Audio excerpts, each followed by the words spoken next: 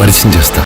Movie గురించి మాట్లాడుకుంటే ప్రభాస్ మూవీస్కి 1-2 రోజులు ప్రతి ఒక్కరు కూడా నెగిటివ్ టాక్ ఇస్తూనే ఉంటారు. అది 1 or 2, 3, 4 days అలా అయితే కానీ. హాయ్, నమస్తే. ఈరోజు మనము రాజాసాబ్ మూవీ గురించి మనం రివ్యూ మాట్లాడుకుందాం. ముందుగా రాజాసాబ్ మూవీ గురించి మాట్లాడుకోవాలంటే నేనేం చెప్తున్నాను మీరు అదే వింటున్నారు. ఎటకారం ఉంది కదా, ఎటకారం కాదు. రాజాసాబ్ మూవీలో ప్రభాస్ క్యారెక్టర్ ఎటకారంగా ఉంటుంది. ఆ విధమైనటువంటి ఫన్ అనేది జనరేట్ చేస్తుంది అనమాట రాజాసాబ్ మూవీలో. రాజాసాబ్ మూవీ గురించి మనము పర్టికులర్గా మాట్లాడుకుంటే అది ఒక పాన్ ఇండియా లెవెల్లో రిలీజ్ చేయడం జరిగింది. అందువల్ల ఎక్స్పెక్టేషన్స్ ఎక్కువైపోయాయి చాలామందికి. అది ఒక కామెడీ జోనర్గా చూడాలి కానీ ఒక పాన్ ఇండియా మూవీగా చూస్తే ఏమీ అర్థం కాదు. అదొక హర్రర్ కామెడీ ఎంటర్టైన్మెంట్ మూవీ. ఎందుకు చెప్తున్నానంటే అలా ఇంతవరకు ప్రభాస్ని ఆ రోల్లో మనం చూసుండము. ఒక కామెడీ ఎంటర్టైన్మెంట్లో ప్రభాస్ నటించే విధానాన్ని మనం చూడాలి, అంతేకాని ప్రతిదీ కూడా పాన్ ఇండియా లెవెల్కి అంటిస్తే అది కరెక్ట్ కాదు. నేను చెప్పేది ఏంటంటే క్యారెక్టరైజేషన్ ఏ విధంగా డిజైన్ చేశారో మారుతి గారు ఆ విధంగానే మూవీ ఉంది. కానీ మనం ఏదో ఊహించుకొని మూవీకి వెళ్తే అది చంపేశాడు బాబోయ్.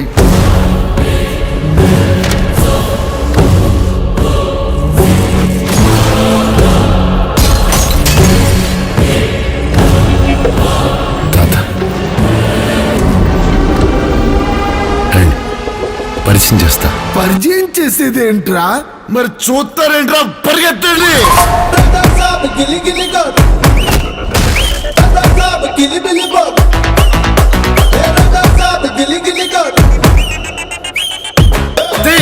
Suddenly climate change why? తాత అద్భుతాలు చూసి ఆనందించాలి. క్వశ్చన్ లేకుండా ఏదో గుర్తుండిపోయి పని చేయాలి. సంచలనం అయిపోవాలి. ఏంట్రా ఇలాంటి పని చేసాడు అందరూ షాక్ అయిపోవాలి.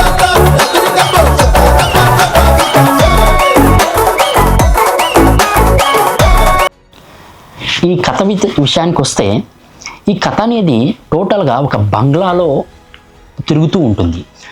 వాళ్ళ తాతగారు గురించి వాళ్ళ నాయనమ్మ గారు ఎలా మదనపడ్డారు అనే విషయం గురించి కథ చుట్టూ తిరుగుతూ ఉంటుంది. కథ చూసుకుంటే వాళ్ళ నాయనమ్మ గారి గురించి ప్రభాస్ ఎంతకైనా తెగించాడు అనే విధానాన్ని చూపిస్తుంది కథలో చూసుకుంటే. ముఖ్యంగా చూసుకుంటే ఇందులో క్యారెక్టరైజ్ చూసుకుంటే 3 హీరోయిన్స్ ఉన్నారు. వాళ్ళు ప్రతి క్యారెక్టర్ కూడా కథ చుట్టూ తిరుగుతూ ఉంటుందన్నమాట.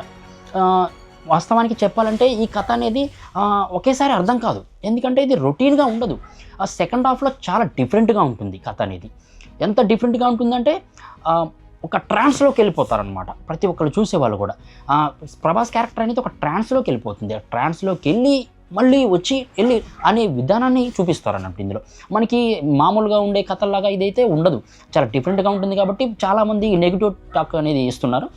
రాజాసాబ్ సినిమా మీరు థియేటర్లో ఎక్స్పీరియన్స్ చేస్తేనే, ఇక 1 or 2 years వరకు కూడా ప్రభాస్ ఇలాంటి ఎంటర్టైన్మెంట్ మూవీస్ అనేది కామెడీ హర్రర్ అనేది రాదు కూడా. ఎందుకంటే తర్వాత సమ్ వేరే మూవీస్ ఉన్నాయి. దానివల్ల స్పిరిట్ కానీ దాని తర్వాత సమ్ సలార్ 2 అట్లాంటి మూవీస్ ఉన్నాయి. కాబట్టి ఒక కామెడీ జోనర్ అనేది ఇప్పట్లో రాదు. ఇక ఒకవేళ చూడాలి వెండి తెరపై ప్రభాస్ అని అనుకుంటే ఈ మూవీ పక్కా చూడాల్సిందే మీరు. It's impossible to face him. अभी देख लीजिए.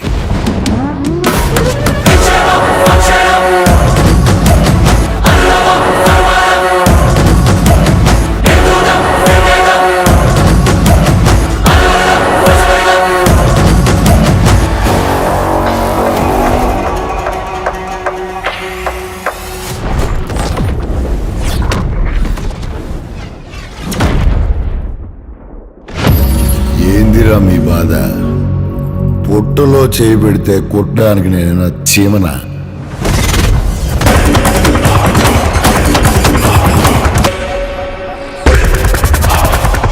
రాక్షసుణ్ణి.